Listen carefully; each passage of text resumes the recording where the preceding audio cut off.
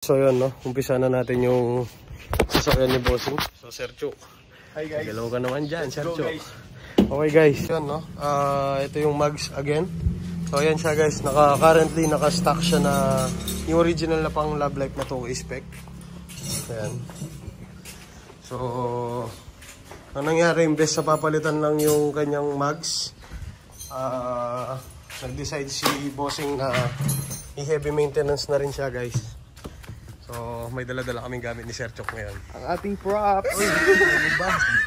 Let's go guys. Update. Again, so ito nga pala yung GLI ni Bossing. Ang alaga nating 4AFE.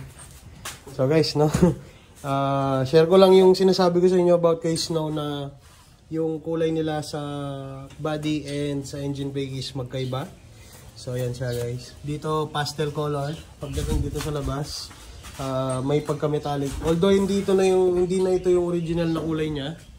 Somehow nako-confuse pa kami ni Bossing dito sa kanyang kotse. Ayun yung urigo. So ayan guys, no. Bali share lang. Sergio, ano ba gagawin natin? Papalit muna ako ng mugs guys. Tapos check out natin yung mga pang ilalim. Oh guys, kasi after ilang months na ba kay Bossing to guys? 2 months? Ay hindi lang, Matagal na. 4 months na yata sa kanya to magmula nung binili namin. So paki-check out niyo na rin yung mga old videos nito, nandiyan yan sa ating channel. So yun, nasulit naman nila. Ginamit nila yung sasakyan sa mga lakad nila, sa trabaho ni papa niya. Nasusulit naman na yung sasakyan. So, nagpe-pay off na yung 100 something na pinambayad natin dito, guys. Okay. So, yun, no? Continue lang. Let's go. Alright, guys. Tingnan natin kung ano yung tsura ng engine ni Bossing. Wow. Nagpapano. Solid. May putot siya. Crunchy. Alright, let's go, guys. Pero mga baklas natin, eh, oh. Sabi alinisan yan, koy. Okay, Sir Chuk. Anong balita dyan sa'yo, Sir Chuk? Natanggal na ako ng pulley guys. Ba, bago yan ah! Siyempre. Solid. Bilis mo ba akong makasingit ha? Solid ah. Solid ah. Let's go. Okay guys, so yun, no, update kay Uno, ang sasakyan ni Bossing. So guys, no, tignan na siya. Grabe, luwag ng belt, oh. Ikot mo nga, Sir Chuk, nang makita ko na iiwan ba. Baka yun yung dahilan kung bakit siya ano ba yun yung tumutope? Oo. Ayan guys, tinitingnan ni Sergio. Oh, balik mo yan. Yun oh, naiiwan. Sige pa, isa pa. Ayun guys oh, tingnan nyo. Delay sa timing yan guys. Okay, so i-correct natin yan. Let's go. Okay guys, so yun oh. Tanggal na namin yung kanyang mga shit. Tanggalin everything. So guys, no, papalit tayo ng timing belt. Okay, solid. Ay, isa lang pala idler nito boy. Ay, sira na. Sira na. Yes. Tapos mga oil seal. Ano ba yan? Sobrang solid kagabi. Kaya sa ibaba, kaya mapatatanggal natin. Gisama. Ala ka. Nagigisama. Tropa. Mabait talaga. Mabait. Mabait talaga. Tatagas siya guys. Oh. Ano yan? Gawang Pinoy lock. Okay guys. Tatanggalin lang namin yung kanyang timing. Ay, ito pala. Kayok! Damo. Pwede na rin. Pwede na rin, no? Pwede na rin. Malapit ka na. Oo. Pero hindi mo naman kasi naalala yung mga ganitong engine guys eh. So sa mga ganitong engine po pala, kahit maputulan niya ng timing belt, hindi naman siya magtutukod-tukod. Kaya hindi ko rin pinariority yung pagpalit dito. So syempre gagamitin lang naman nila Bossing to. Dito lang naman sa may sa amin. Pero it's time para Ayun, malapit na yan guys. Pwedeng nang maputol yan anytime. Iniwasan mo lang dito guys is yung ano ba yung tawag doon, Sir Chuk? Abala sa daan. Okay. Alright guys, so tuloy-tuloy lang. Let's go. Ah, sira na rin. Pakita nga. Ano? Sige. Sira na. Let's go. Guys, no, ayan, buti na lang sumama ng buo. Saan ba yung oil seal ko eh? Ayun, nasa plastic. Ayan, mga parts to buy. So ayan din yung sa baba, tinatanggal ng Sir Chok. Ayun. Ba't yan sa'yo? Maiwan yung oil seal, gagi. Ay, yung silicone, no? Ah, wala, bobo ka. Tangina mo eh sa akin. Tangina eh sa akin, sumama lahat, gagi. Tinanggal na pala.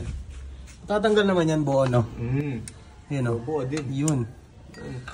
Okay. Satisfying. Satisfaction. Ay, solid. Let's go, guys. Buti na lang binuksan na natin, nagtatagas na rin. Pero minor lang na may leak, no, Sir Chok? Yes, guys. Hindi pa naman. Nag-uumpisa na. Yes. So, maluluto yan. Lilinisin din natin yan dito. Alright, guys. Let's go. Okay, guys. So, yun, no. Bali, ito na nga pala yung itsura ng engine ni Bossing. So, napalitan ko na yung oil seal niya, guys, dito sa crankshaft. And also dito sa kanyang camshaft, guys. So, ngayon, syempre, as part of maintenance, lilinisin natin tong mga nagpawis-pawis niya ng langis dito. Para ma-make sure na tumagal talaga yung buhay ng ating gago ka talaga.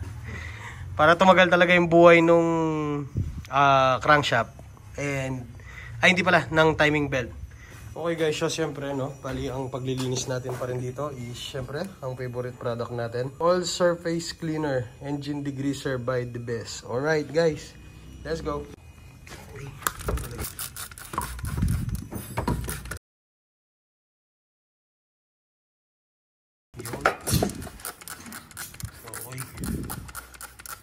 Tapos guys, pabayaan lang natin mag-penetrate yung mga mag-penetrate. Yung tigyawat. Tigyawat. Ninito. Bakit? Okay guys, so let it sit lang ng konti para ma-penetrate niya yung mga dumi-dumi na yan. Tapos, tututbrushin natin ng konti. Let's go. Oras pa.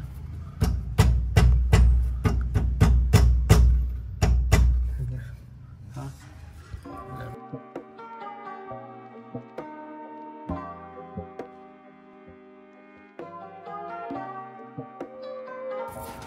Alright.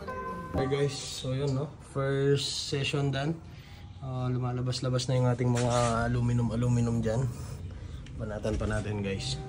Let's go.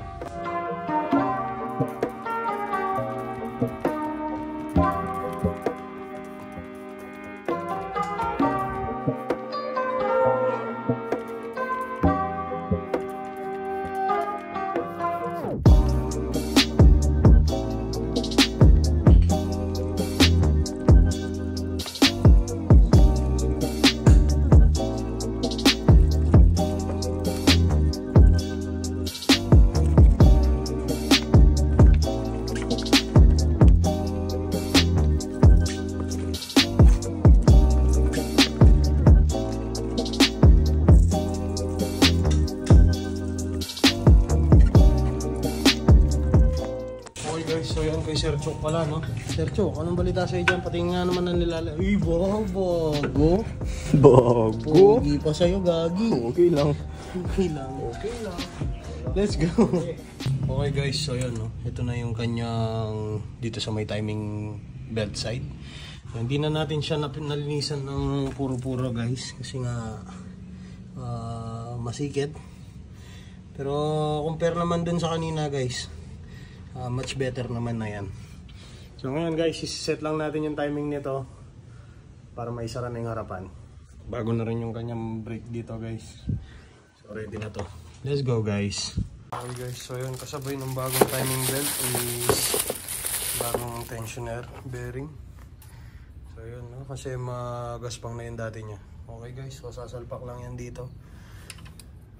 Ganyan lang naman yan. Tapos may spring. Sige. May spring dito guys. Ganyan yung play niyan. Okay, let's go. Okay guys, so yun no, mag-check naman tayo ngayon ng timing. So yun siya guys. Makikita mo rin yan dito. Yun.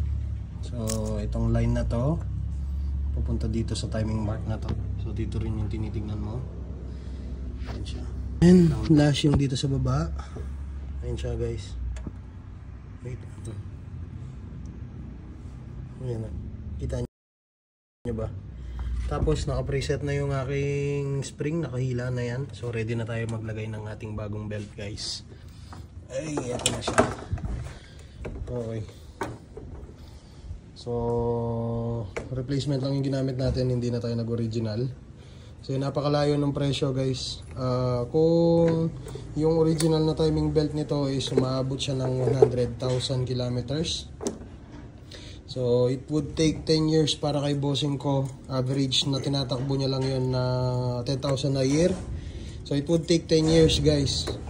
So technically hindi niya naman mauubos yung 10 years na yun. Makukuha ng lumutong ng original na timing belt. Lang siya, hindi siya mauubos. So mapuputol yun dahil sa lutong, hindi dahil sa nagka-crack na siya. Okay guys, so yun, no? Ito na muna yan para at least nakatipid. Tapos magiging in touch na lang tayo lagi sa timing belt niya. Since itong mga engine na to guys, hindi naman sila nagtututukod pagka naputulan ng timing belt. Okay, so lagay na natin yung timing belt niya. Let's go. Okay guys, so yun, no? Ito na tayo. Naka-timing na tayo. And i-load na natin yung tensioner natin guys.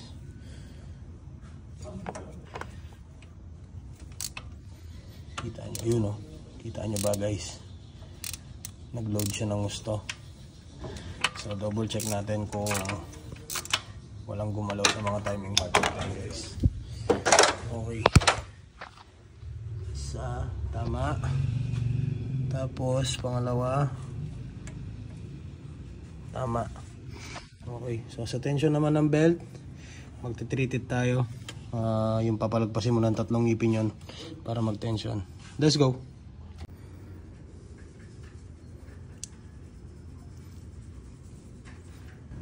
Okay. And by that guys, natigik na yung ating timing belt. Tapos higpitan lang natin tong kanyang tensioner / idler pulley para ma-lock in place.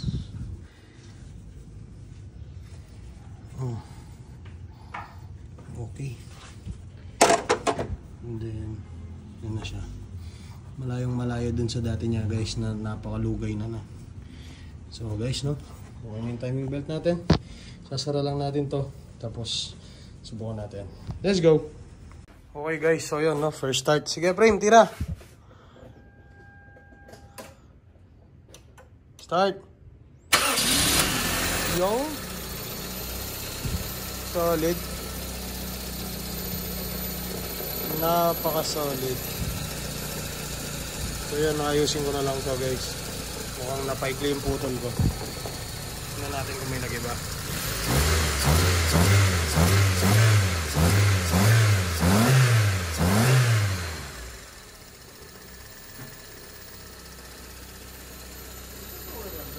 Okay, let's go. Okay guys, so yun, no, medyo tapos na si Uno. Solid. Bagong brake pads, bagong brake rotor, bagong timing belt, bagong tensioner, bagong valve cover gasket, tapos mga oil seal pinalitan din natin. So okay guys, so tapos na. Road test natin ngayon. Let's go.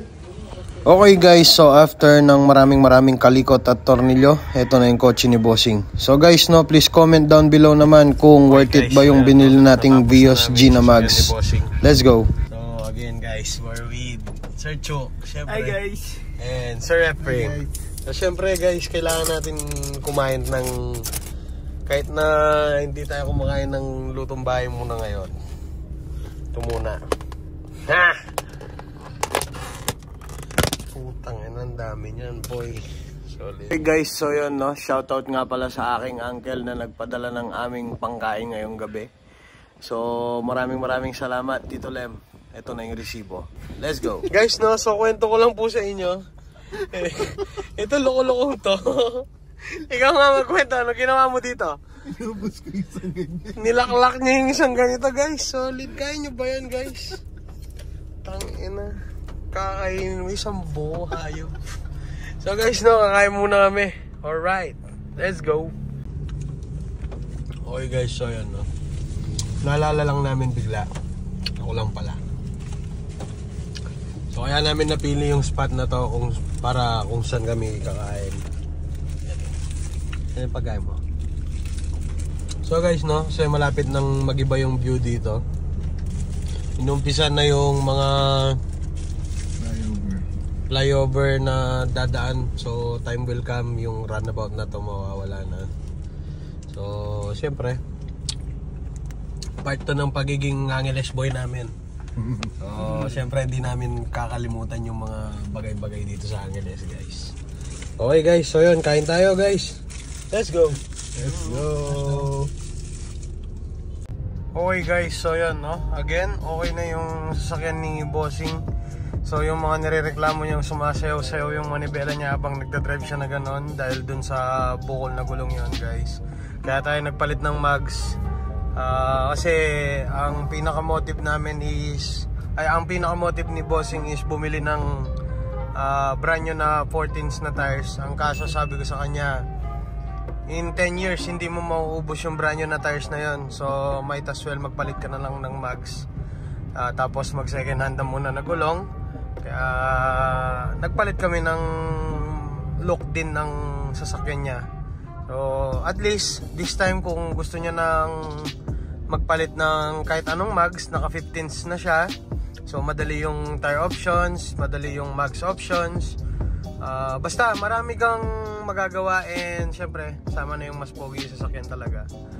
Okay guys, so yun na, ihatid ko lang yung sasakyan ni Bossing. Titignan na lang natin kung ano yung reaction niya dito sa kanya sasakyan. Pero ako, as in, na-overwhelmed din dito sa kinalabasan ng kotse ni Bossing. As in talagang ang ride niya para siyang naging well stable na sasakyan guys. Okay, so andito na ako sa work ni Bossing. Ihatid ko lang yung sasakyan niya.